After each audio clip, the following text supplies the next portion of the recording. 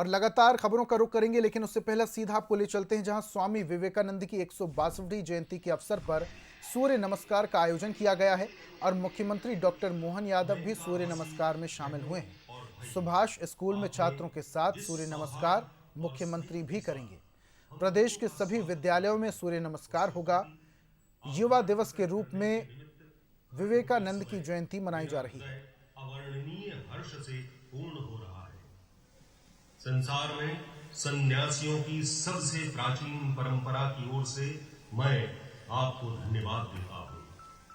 धर्मों की माता की ओर से धन्यवाद देता हूं और सभी संप्रदायों और मतों के कोटि कोटि हिंदुओं की ओर से भी धन्यवाद देता हूं। मैं इस मंच पर से बोलने वाले उन कतिपय वक्ताओं के प्रति भी धन्यवाद ज्ञापित करता हूं जिन्होंने प्राची के प्रतिनिधियों का उल्लेख करते समय आपको ये बतलाया कि सुदूर देशों के ये लोग सहिष्णुता का भाव विविध देशों में प्रचारित करने के गौरव का दावा कर सकते हैं।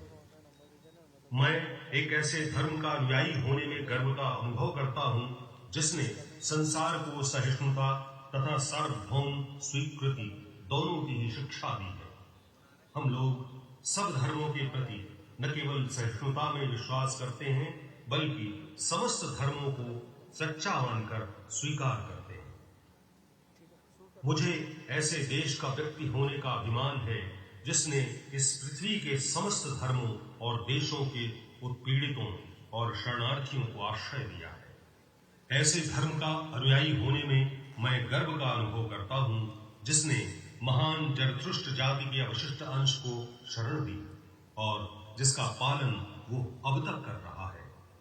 भाइयों, मैं आप लोगों को एक संस्कृत श्लोक के पंक्तियों का अर्थ बताना चाहूंगा जिसकी आवृत्ति मैं बचपन से कर रहा हूं और जिसकी आवृत्ति प्रतिदिन लाखों मनुष्य किया करते हैं। जैसे विभिन्न नदियां भिन्न भिन्न स्रोतों से निकलकर समुद्र में मिल जाती हैं, उसी प्रकार हे प्रभु, भिन्न भिन्न रुचि के अनुसार विभिन्न टेढ़े मेढ़े अथवा सीधे रास्ते से जाने वाले लोग अंत में तुझ में ही आकर मिल जाते हैं। ये सभा जो अभी तक आयोजित सर्वश्रेष्ठ पवित्र सम्मेलनों में से एक है, स्वतः ही गीता के इस अद्भुत उपदेश का प्रतिपादन और जगत के प्रति उसकी घोषणा है। जो कोई मेरी ओर आता है, चाहे किसी प्रकार से हो, मैं उसको प्राप्त होता हूं। लोग भिन्न मार्ग द्वारा प्रयत्न करते हुए अंत में मेरी ही ओर आते हैं। सांप्रदायिकता, हठधर्मिता और उसकी विभत्स वंशधर धर्मांधता इस सुंदर पृथ्वी पर बहुत समय तक राज्य कर चुकी है। वे पृथ्वी को हिंसा से भरती रही हैं, उसको बारंबार मानवता के रक्त से नहलाती रही है, सभ्यताओं को विध्वस्त करती रही है और पूरे पूरे देशों को निराशा के गर्त में डालती रही है। यदि ये बीभत्स दानवी न होती तो मानव समाज आज की अवस्था से कहीं अधिक उन्नत हो गया होता, पर अब उनका समय आ गया है और मैं आंतरिक रूप से आशा करता हूं कि आज सुबह सभा के सम्मान में जो घंटा ध्वनि हुई है वह समस्त धर्मांधता का, तलवार या लेखनी के द्वारा होने वाले सभी उत्पीड़नों का तथा एक ही लक्ष्य की ओर अग्रसर होने वाले मानवों की पारस्परिक कटुता का मृत्यु निनाद सिद्ध हो।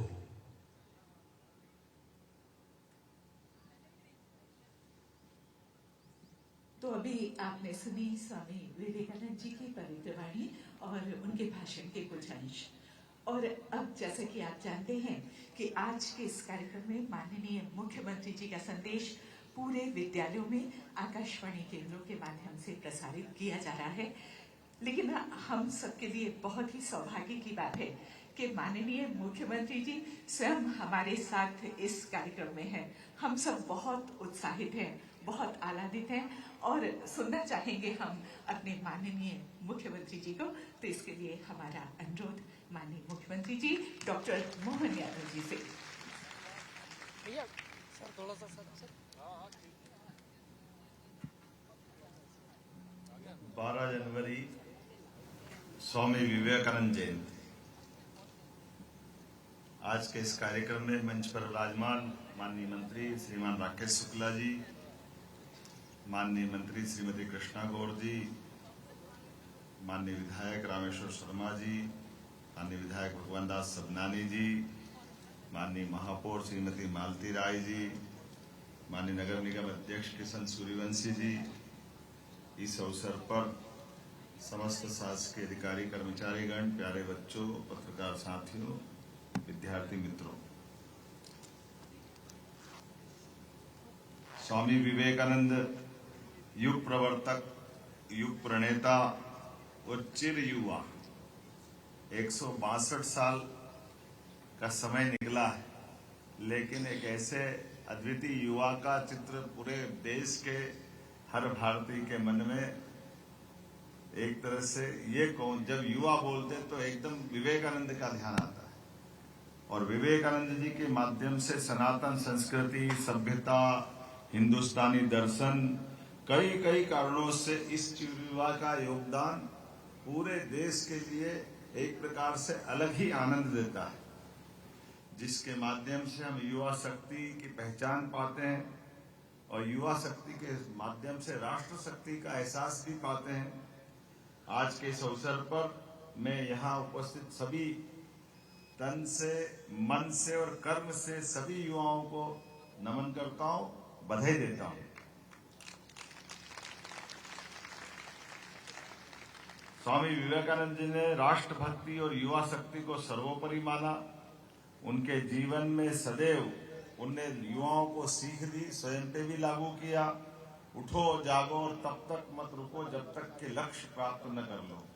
हमारे अपने जीवन का जो हम स्वप्न देखें, जो हम संकल्प करें, जिस दिशा में बढ़ना चाहें, परमात्मा ने ये असीम ऊर्जा का भंडार हमको शरीर के रूप में दिया है और ये असीम ऊर्जा का भंडार हमारे शरीर के माध्यम से हमारे सपनों को पंख लगा करके अपने संकल्प की सिद्धि का साधन बनता है शरीर। इसलिए शरीर के लिए 10 सुख है। उस 10 सुख में पहला सुख निरोगी काया। ये हमारे शास्त्रविद मार्ग से जाना जाने वाली बात। यद्यपि इस मानव जीवन में अभी तक कोई व्यक्ति 10 सुख नहीं पा पाया है। 10 सुख पाने में एक ही व्यक्ति है जिसको हर साल दशहरे पे हम जलाते हैं। उसके बारे में जरूर माना गया कि उसने 10 सुख की प्राप्ति की। ये अलग बात है कि उनके मार्ग में पाने के लिए जो मार्ग उनने चुना है वो सही है नहीं है, ये उनके मत से सही था। कई लोगों ने उसके बारे में गलत कहा है, लेकिन ऐसा माना जाता है हमारे लिए तो आज परमात्मा की दया से स्वामी विवेकानंद की जयंती के अवसर पर हमारे लिए एक अलग प्रकार का दिन है।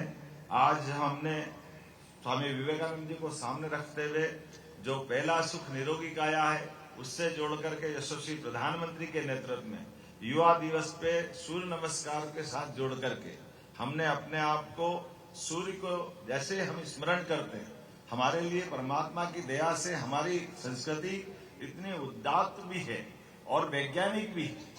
हम सब ये जानते हैं कि दुनिया के लोग प्रकाश संश्लेषण के माध्यम से सूर्य की शक्ति से जीवन के संबंध को जोड़ते हैं, लेकिन हमारे यहाँ तो हर कोई पूजा पाठ विधि विधान बगैर दीप प्रज्वलन के होता ही नहीं।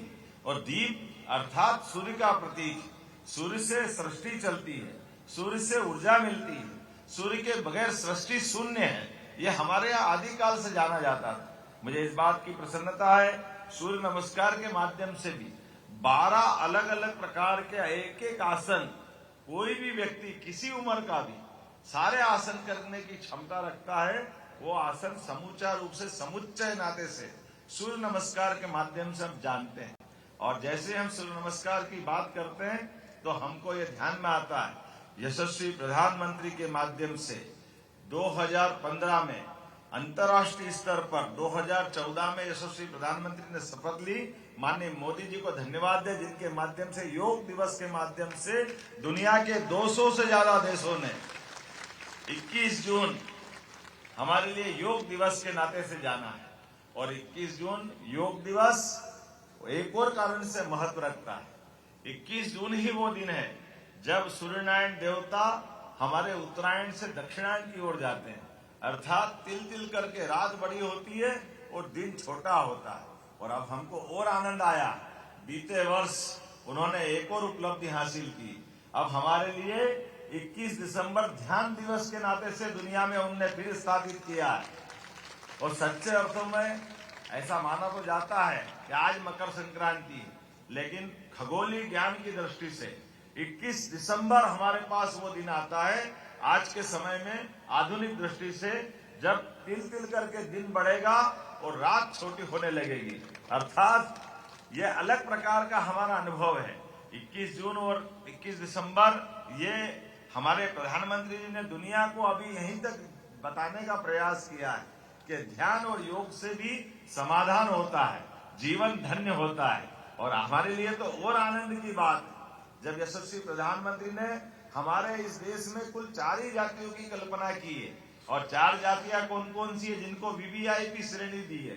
उन्होंने कहा युवा, महिला, किसान और गरीब, इन चारों को महत्व दो, अपने आप अपना देश आगे बढ़ जाएगा, दुनिया धन्य हो जाएगी। और इसको अंग्रेजी की भाषा में कहा, जी से उनने गरीब जोड़ा, य से भाई से उनने युवा जोड़ा, और ए से अन्नदाता और ना से नारी। ये हमारी अपनी भाषाओं के माध्यम से ज्ञान अर्थात ध्यान से ध्यान की यात्रा, ये समूची रूप से राष्ट्र शक्ति के माध्यम से युवा शक्ति को जोड़ने के लिए मुझे इस बात की प्रसन्नता है, हमारी सरकार ने भी आज से ही युवा शक्ति मिशन के लिए उस ज्ञान की अवधारणा को आधार पे आगे बढ़ते हुए आज से राष्ट्र शक्ति मिशन का आगाज किया है। और आगाज करने के पीछे भाव ये है कि युवा अगर सामर्थ्यशाली होगा, युवा अगर क्षमतावान होगा, युवा सुशिक्षित होगा, तो निश्चित रूप से फिर और कुछ बात की आवश्यकता नहीं पड़ेगी। निश्चित रूप से स्वामी विवेकानंद की वो भविष्यवाणी जो उन्होंने 125 साल पहले की थी कि 21वीं शताब्दी भारत की होगी, मुझे गर्व है इस बात का। यशस्वी प्रधानमंत्री के नेतृत्व में भारत जिस प्रकार से आगे बढ़ रहा है, अपनी आंखों के सामने 21 शताब्दी भारत की होगी, ये हम अपनी आंखों से देखेंगे। मेरी अपनी ओर से एक बार फिर इस पूरे आयोजन के लिए स्कूल शिक्षा विभाग के सभी अधिकारियों को बधाई, शिक्षा मंत्री को बधाई, पूरे प्रदेशवासियों को बधाई। बहुत बहुत धन्यवाद। भारत माता की जय। बहुत बहुत धन्यवाद माननीय मुख्यमंत्री जी आपका।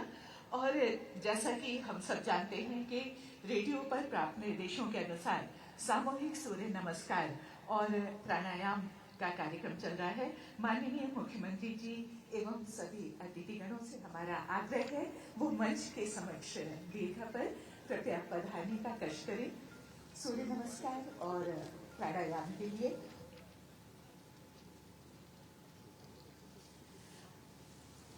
जैसा कि हम सब जानते हैं कि राज्य शासन द्वारा 25 जनवरी 2007 को प्रदेश में प्रथम बार सूर्य नमस्कार और प्राणायाम का आयोजन किया गया था। सूर्य नमस्कार के सर्वमान्य महत्व को देखते हुए इसमें पहली बार लगभग 50 लाख से अधिक लोगों ने सहभागिता की थी और राज्य स्तर पर सभी विद्यालयों, महाविद्यालयों में योग का यह कार्यक्रम हुआ था। सूर्य नमस्कार एवं प्राणायाम का मुख्य उद्देश्य सूर्य नमस्कार की प्राचीन परंपरा के माध्यम से जन सामान्य को शारीरिक और मानसिक स्वास्थ्य के प्रति जागरूक करना है। और अब हमारे माननीय मुख्यमंत्री जी और सभी अतिथिगण अपने स्थान पर पधार चुके हैं। सभी बच्चे भी तैयार हैं इसके लिए और हम आरंभ करते हैं आज का सूर्य नमस्कार और प्राणायाम।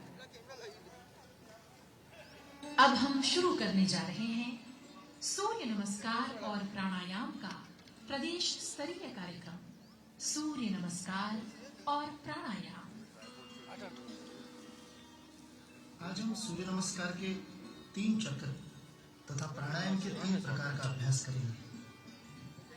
अपने स्थान पर स्थिर संतुलित खड़े हो, दोनों पांव साथ में जोड़ ले, धीरे से आंखों को बंद कर ले, मन ही मन उगते हुए सूर्य का ध्यान करें। सूर्य की लालिमा पूरे व्यक्तित्व को प्लावित कर रही है, ऐसा अनुभव करें। एक बार धीरे से श्वास को भरे और पूरी तरह छोड़ दे। सूर्य नमस्कार के प्रथम चक्र को प्रारंभ करते हैं। क्रमांक के साथ स्थिति करेंगे। प्रार्थना की मुद्रा, दोनों हाथों को जोड़ ले, सीने के बीच में सूर्य चक्र पर। 2 हस्त उत्तानासन, हाथों को धीरे धीरे ऊपर उठाइए, पूरी तरह से पीछे की ओर झुकिए। 3 धीरे धीरे श्वास छोड़ते हुए पादस्थासन की स्थिति में धीरे धीरे आगे झुकिए।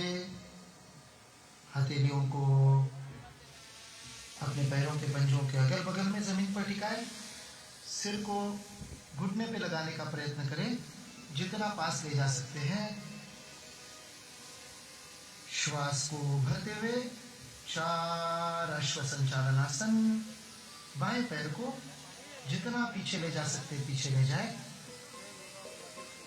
दायां पैर दोनों हाथों के बीच में, बाएं पैर का घुटना जमीन पर टिका हुआ। 5 दाहिने पैर को भी पीछे ले जाए, पर्वतासन की स्थिति।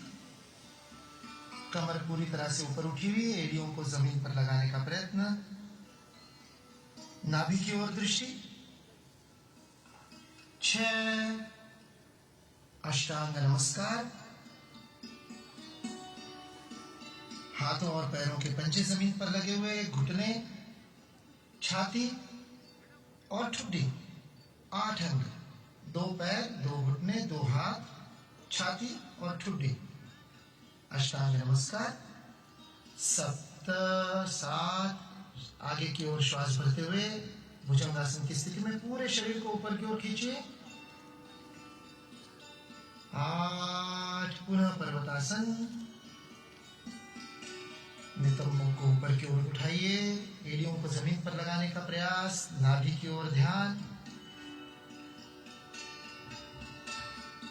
9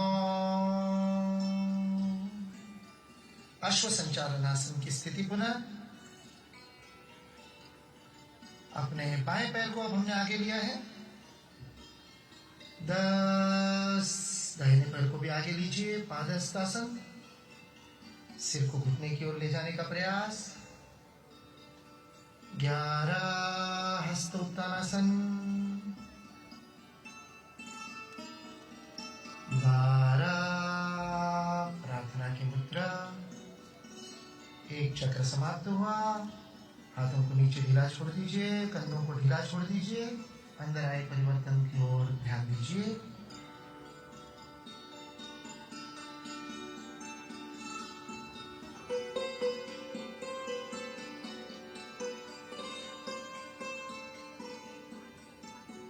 द्वितीय चक्र का अभ्यास करते हैं। नमस्कार मुद्रा, श्वास सामान्य, एकाग्रता का अनुभव, विनम्रता और धैर्य का विकास होता है इस आसन से। 2 हस्त उत्तानासन। हाथों को फैलाइए, ऊपर की ओर उठाइए, फिर पीछे झुकिए। संतुलन को बनाए रखिए, आकाश की ओर देखें। श्वास भरते हुए ये प्रक्रिया होती है। पेट के अंदर के अवयवों का व्यायाम होता है, पाचन क्रिया में लाभदायक, लंबाई बढ़ाने में भी। 3 धीरे धीरे आगे झुकिए, श्वास को छोड़ते हुए पादहस्तासन की स्थिति में। हथेलियों को पैरों के पंजों के पास धरते, सिर को घुटने की ओर ले चले। रीढ़ को लचीला बनाता है। आगे की ओर झुकने के कारण सिर में रक्त का प्रवाह बढ़ता है, आंखों की रोशनी को बढ़ाने में प्रयोग होता है। 4 अश्व संचालनासन। बाएं पैर को अधिकतम पीछे की ओर ले जाए, दाहिने पांव दोनों हाथों के बीच में। श्वास भरते हुए इसे करना है। आमाशय के ऊपर जो दबाव पड़ रहा है उसे अनुभव कीजिए। 5 पर्वतासन। दाहिने पैर को भी पीछे ले जाइए। एड़ियों को जमीन पर लगाने का प्रयास, दृष्टि नाभि की ओर। श्वास छोड़नी है पूरी तरह से। 6 अष्टांग नमस्कार। पैरों के पंजों को पीछे फैलाइए, फिर घुटनों को टिकाइए, छाती और फिर उसके बाद ठुड्डी। 7 भुजंगासन। शरीर को आगे की ओर खींचे, ऊपर देखिए, पूरी तरह से ऊपर उठाइए। रीढ़ की हड्डी को आराम मिलता है, जंघाओं की शक्ति में वृद्धि होती है। 8 पर्वतासन। श्वास को छोड़ते हुए हाथों और पैरों की मांसपेशियों को और तंत्रिकाओं को व्यायाम मिलता है। 9 अश्व संचालनासन। अब बाएं पैर को आगे ले आए, पूरक स्थिति। दाहिना पैर पीछे खिंचा हुआ, घुटना जमीन पर, दृष्टि आगे की ओर। 10 दाहिने पैर को भी आगे ले आए, पादहस्तासन की स्थिति। 11 हस्तोत्तानासन। हाथ ऊपर उठाइए। आत्मविश्वास की वृद्धि रीढ़ को पीछे झुकाने के कारण। 12 प्रार्थना की मुद्रा। द्वितीय चक्र समाप्त हुआ। हाथों को नीचे छोड़ दे, आराम की स्थिति। सहज खड़े रहे।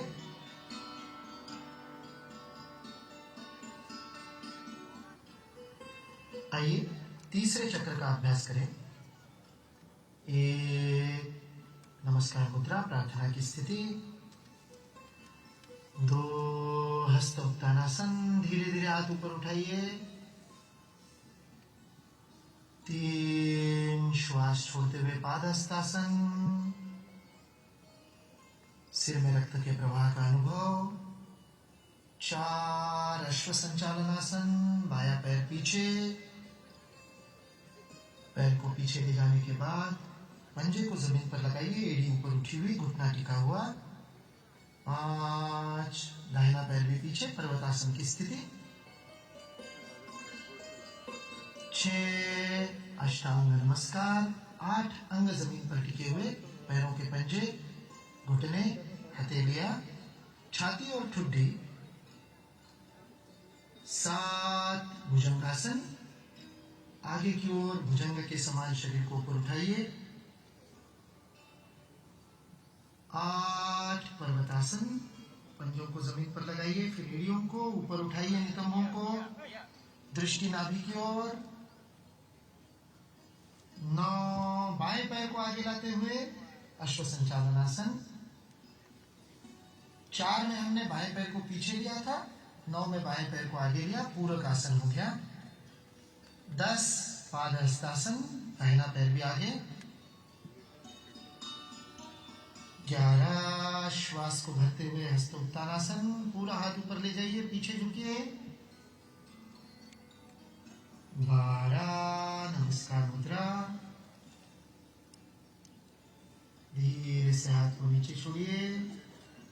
सूर्य नमस्कार का अभ्यास हमने किया। आंखों को बंद रखिए, अंदर आए परिवर्तन को अनुभव कीजिए। अत्यंत धीमी गति से आंखों को बंदी रखते हुए स्लो मोशन के समान धीरे धीरे नीचे बैठिए।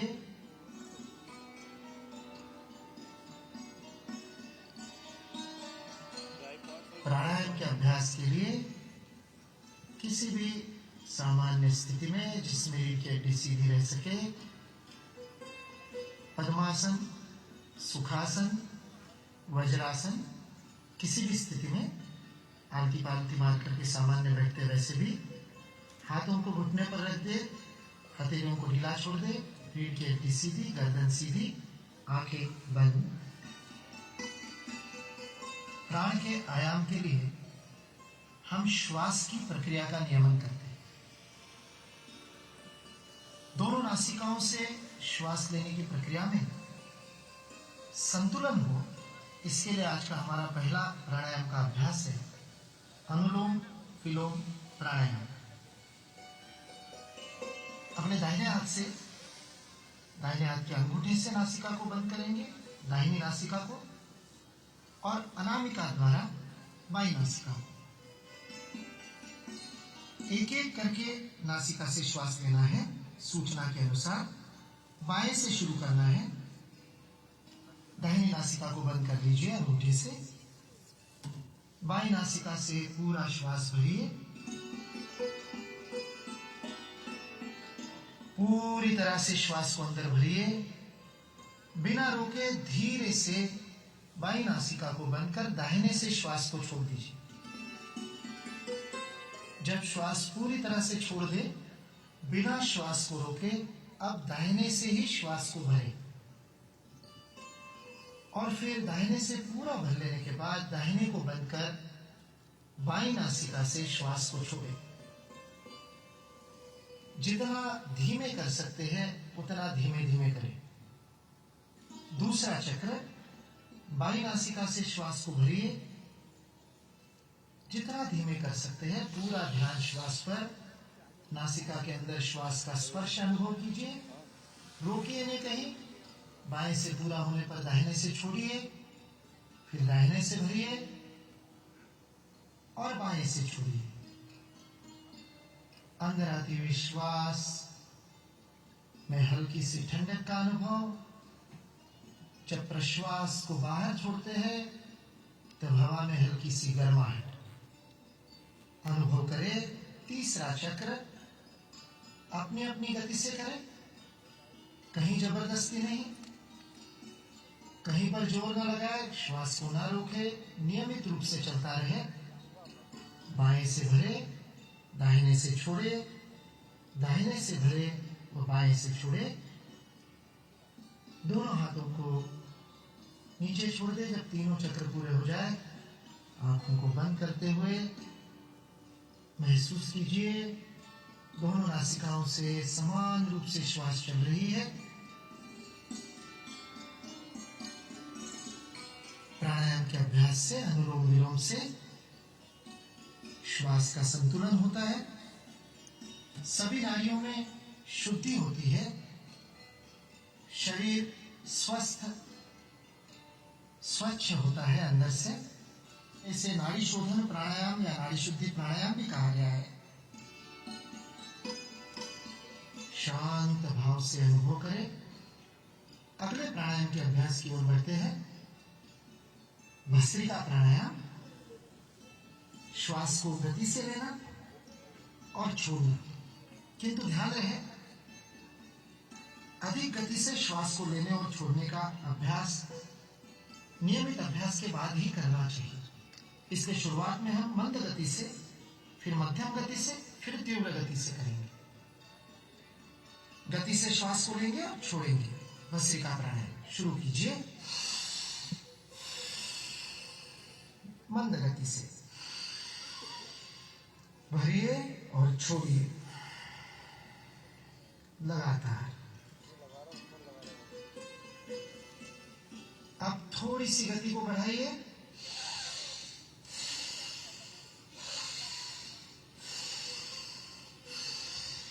लीजिए, छोड़िए, लीजिए, छोड़िए। अब और तीव्र गति से लीजिए, छोड़िए।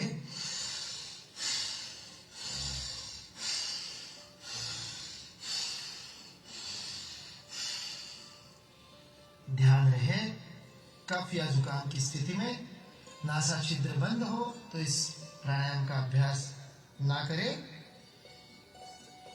जिस नासिका से आराम से हो सकता है उससे करें। धीरे धीरे रुक जाए। शांत कीजिए मन को। भस्त्रिका के बाद शांत भाव से दीर्घ श्वसन कीजिए। यह अत्यंत आवश्यक है। यदि भस्त्रिका के बाद तुरंत हंसेंगे, बातचीत करेंगे आपस में, तो उससे नुकसान होगा, क्योंकि यह मस्तिष्क की कोशिकाओं को उत्तेजित किया है। शांत कीजिए। धीमे धीमे श्वास भरिए और छोड़िए। और अब हम करेंगे भ्रामरी प्राणायाम। भ्रामरी का अभ्यास अत्यंत आनंददायी होता है। किंतु ध्यान रहे, अभ्यास करते समय आनंद का प्रगटीकरण नहीं करना है, बात नहीं करनी, हंसना नहीं है, गंभीरता से इसे करना है। भ्रामरी प्राणायाम के लिए हम मुद्रा को लेते हैं, हमारे अंगूठों को कान में रखिए, कानों के अंदर षणमुखी मुद्रा या सुनमुखी मुद्रा इसे कहते हैं। उंगलियों को क्रमशः अपने भुवों के ऊपर और नासिका के पास, सबसे छोटी उंगली होठों के ऊपर, बीच की 2 उंगलियां नासिका के पास, दबाए नहीं, बंद नहीं करे, हल्के से रखिए।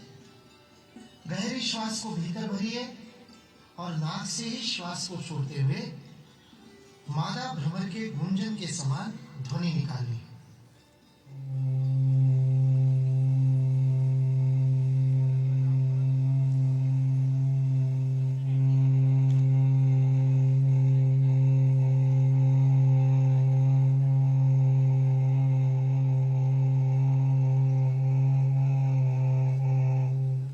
सामान्य रूप से जहां तक श्वास आप छू सकते हैं वहां तक गूंजन करें, जबरदस्ती ना खींचे।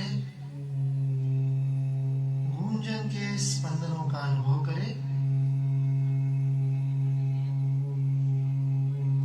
श्वास को छोड़ते समय गूंजन, बीच में श्वास को भरना है। अपने गति से, क्रम से करें। श्वास को भरे, छोड़ते हुए भ्रामरी की गूंजन।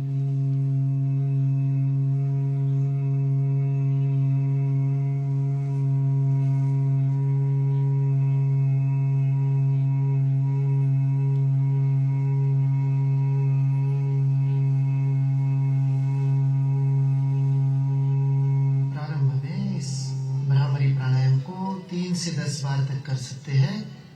फिर धीरे धीरे अभ्यास हो जाए तो प्रतिदिन 21 चक्र इसके करने से अत्यंत लाभदायी होता है। हाथों को नीचे छोड़ दीजिए, आंखों को बंद रखिए। सूर्य नमस्कार और प्राणायाम के अभ्यास के द्वारा हमारे मन में ऊर्जा, आनंद, तेज का जो संचार हुआ है उसे अनुभव करें शांत भाव से। दोनों हथेलियों को एक दूसरे पर हल्के से मलिए। गर्माश का अनुभव। हथेलियों के गद्देदार हिस्सों को आंखों पर स्पर्श करें। गद्देदार हिस्से, उंगलियां नहीं, न दबाए न मले, केवल रखे हल्के से। आंखों को सेक पहुंचा रहे हैं। धीरे से चेहरे को सहलाते हुए हाथों को नीचे छोड़ दें। अंदर आते प्रकाश का अनुभव करते हुए धीरे धीरे आंखों को खोलिए। प्रथम दृष्टिपात पर मुस्कुराइए। हम सभी संकल्प लें कि सूर्य नमस्कार और प्राणायाम